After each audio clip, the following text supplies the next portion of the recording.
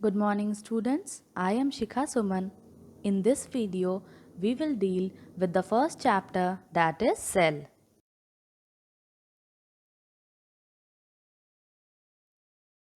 Cell, the basic unit of life.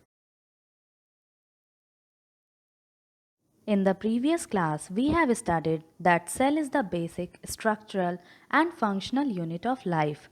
When we talk of basic unit, it means the primary unit, or we can say that the fundamental unit. Now let's take an example. We all know that our house is made up of many small bricks. Similarly, our body is also made up of many small cells. So we can say that it is the basic unit of life. And the cell which we are talking about was first discovered by Robert Hooke in 1665. He observed the cell in a cork slice, that is, the bark of a tree. Now we come to the cell theory. Cell theory was given by Sladen and Swan. The important features of cell theory are: first is all organisms are composed of cells, that is, cell is the basic unit of life. Second, all the cells arise from the pre-existing cells. Now we will discuss about the shape, size and number of the cell. Shape and size of a cell is related to the specific function they perform. For example, as you can see in the diagram, there are different cells having different shapes.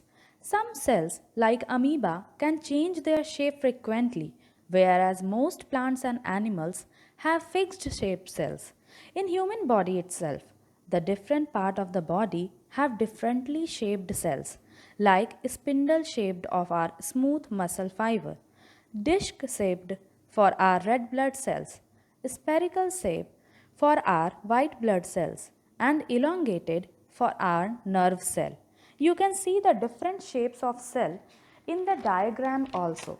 The number of cells differs from 1 in unicellular organism like amoeba, paramecium, etc., to many in multicellular organisms like lion, tiger, human beings, etc.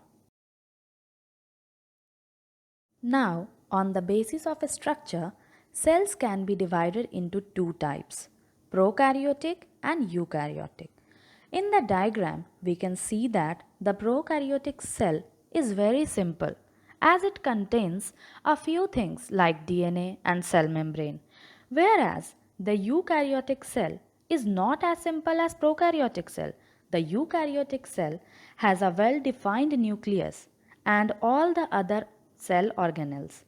The DNA of eukaryotic cell is enclosed in the nucleus as you can see in the diagram, whereas in prokaryotic cell the DNA is in scattered form. Thus, we can say that prokaryotic cell is smaller in size as compared to the eukaryotic cell, and also the prokaryotic cell is very simple as compared to the eukaryotic cell.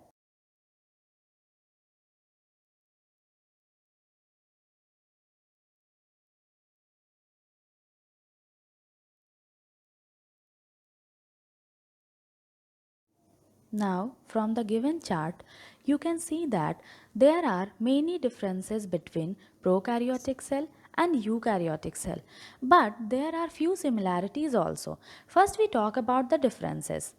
In prokaryotes, no nucleus is present, whereas eukaryotes has a nucleus. No membrane structures are present inside the cell in prokaryotes, whereas in eukaryotes, membrane organelles or structures are present inside the cell. Prokaryotic cells are smaller as compared to the eukaryotic cell. Also, in prokaryotic cell, one circular piece of DNA is present, whereas in eukaryotes, several DNA packed into strands called chromatin. Now we come to the similarities between them. Plasma membrane, that is the cell membrane, is present in both prokaryotes and eukaryotes. Also, cytoplasm are present. DNA or the genetic material is present in both the cells. Also, the ribosomes that make up the protein are present in both the prokaryotes and eukaryotes. In the next class, we'll deal with the structure of cell. The cell is formed of three major parts: plasma membrane, nucleus, and cytoplasm. We'll study about these in our next class. Thank you, students.